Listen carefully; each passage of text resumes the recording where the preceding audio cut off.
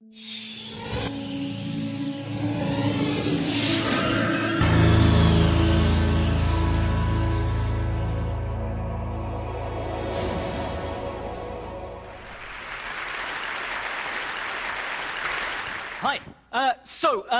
This chap here, he thinks he can tell you the future. His name is Nostradamus, although here the Sun have made him look a little bit like Sean Connery.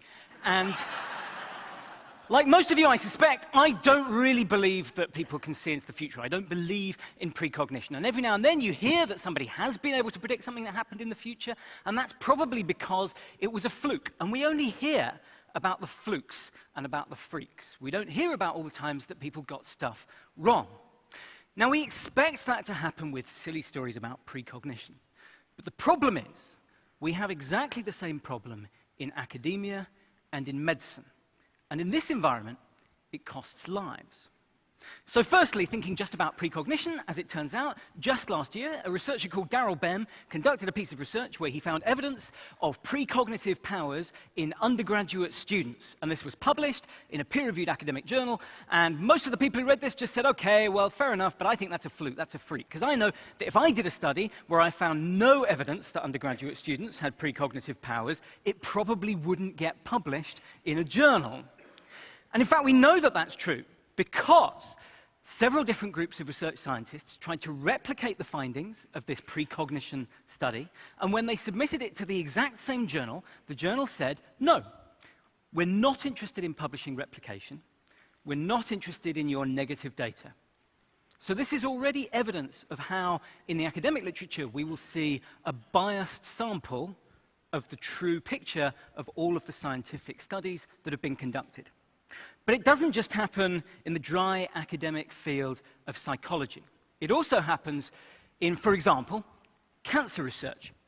So in March 2012, just 1 month ago, some researchers reported in the journal Nature how they had tried to replicate 53 different basic science studies looking at potential treatment targets in cancer.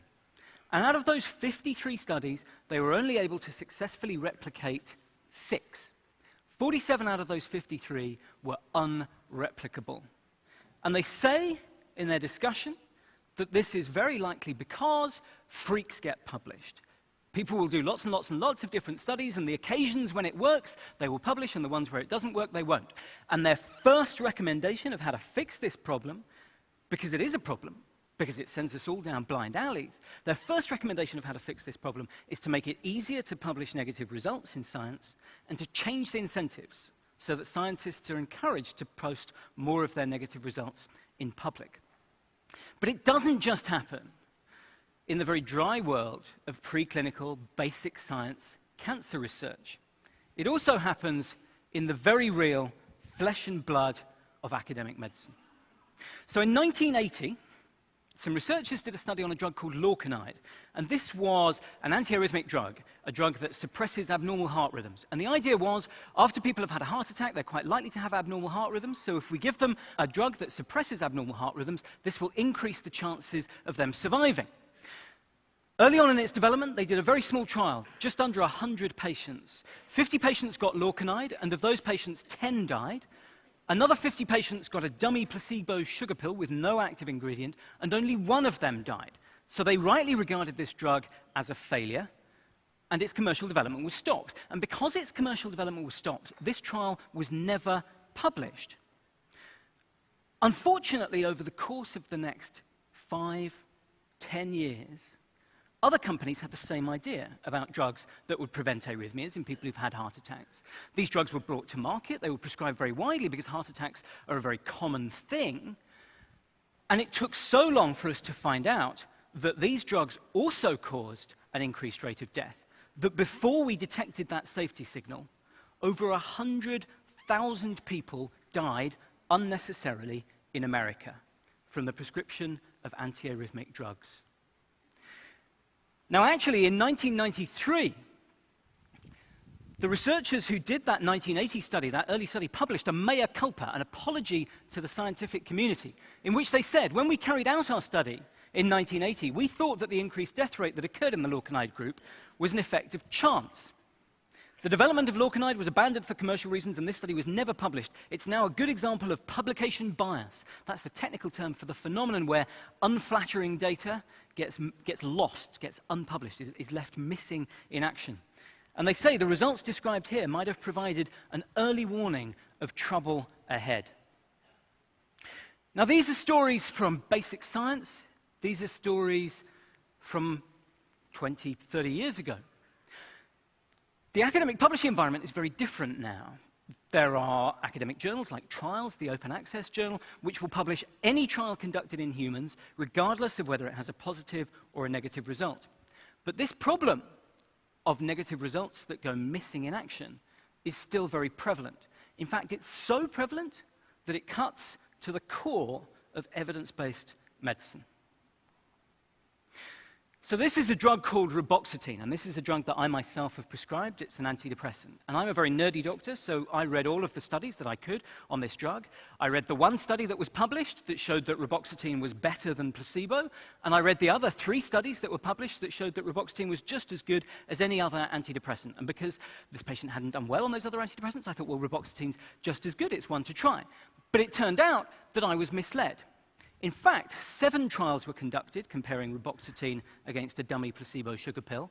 1 of them was positive, and that was published, but 6 of them were negative, and they were left unpublished. 3 trials were published comparing reboxetine against other antidepressants, in which reboxetine was just as good, and they were published, but 3 times as many patients' worth of data was collected, which showed that reboxetine was worse than those other treatments, and those trials were not published. I felt misled.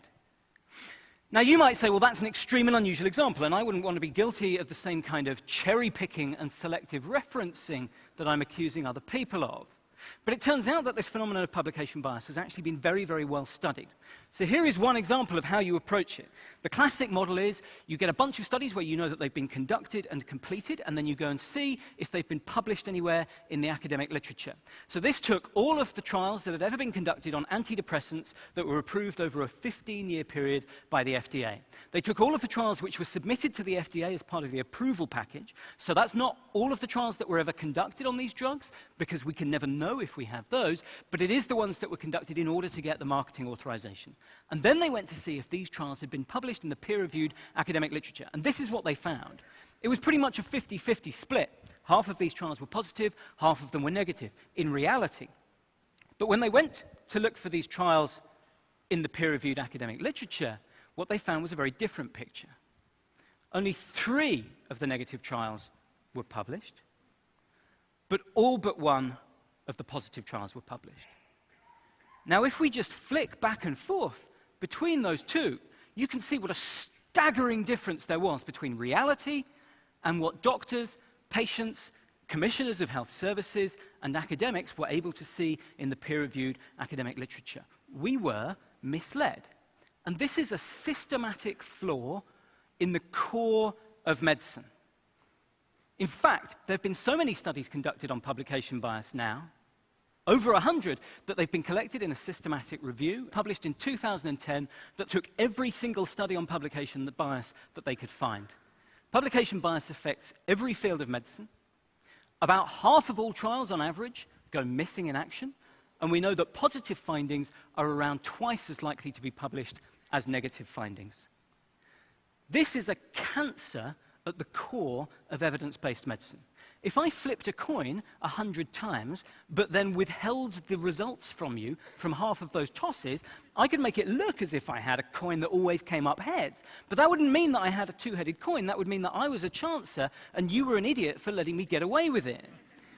But this is exactly what we blindly tolerate in the whole of evidence-based medicine. And to me, this is research misconduct. If I conducted one study and I withheld half of the data points from that one study, you would rightly accuse me, essentially, of research fraud. And yet, for some reason, if somebody conducts 10 studies but only publishes the 5 that give the result that they want, we don't consider that to be research misconduct. And when that responsibility is diffused between a whole network of researchers, academics, industry sponsors, journal editors, for some reason we find it more acceptable. but the effect on patients is damning.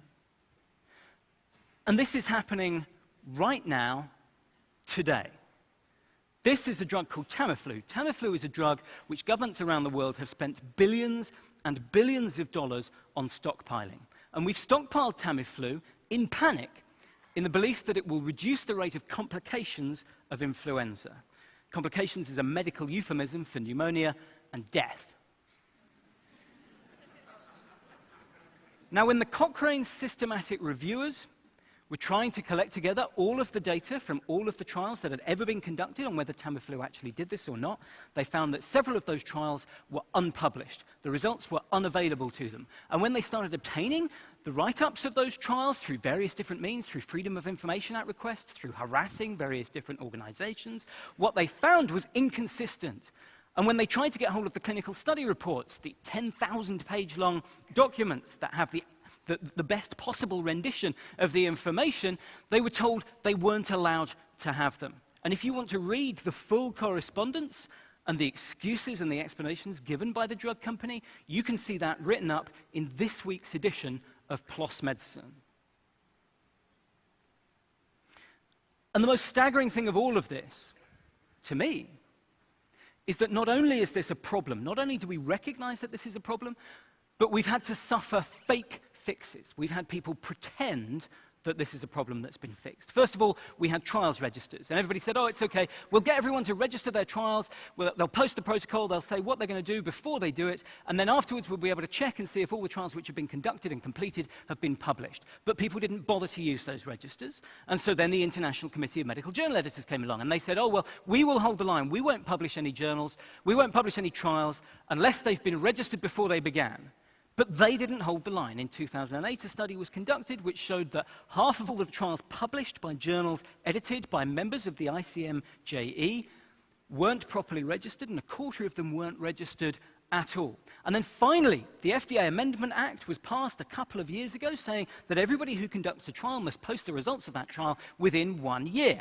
And in the BMJ, in the first edition of January 2012, you can see a study which looks to see if people kept to that ruling. And it turns out that only 1 in 5 have done so. This is a disaster. We cannot know the true effects of the medicines that we prescribe if we do not have access to all of the information. And this is not a difficult problem to fix. We need to force people to publish all trials conducted in humans, including the older trials, because the FDA Amendment Act only asks that you publish the trials conducted after 2008, and I don't know what world it is in which we're only practicing medicine on the basis of trials that completed in the past 2 years. We need to publish all trials in humans, including the older trials, for all drugs in current use. And you need to tell everyone you know that this is a problem and that it has not been fixed. Thank you very much.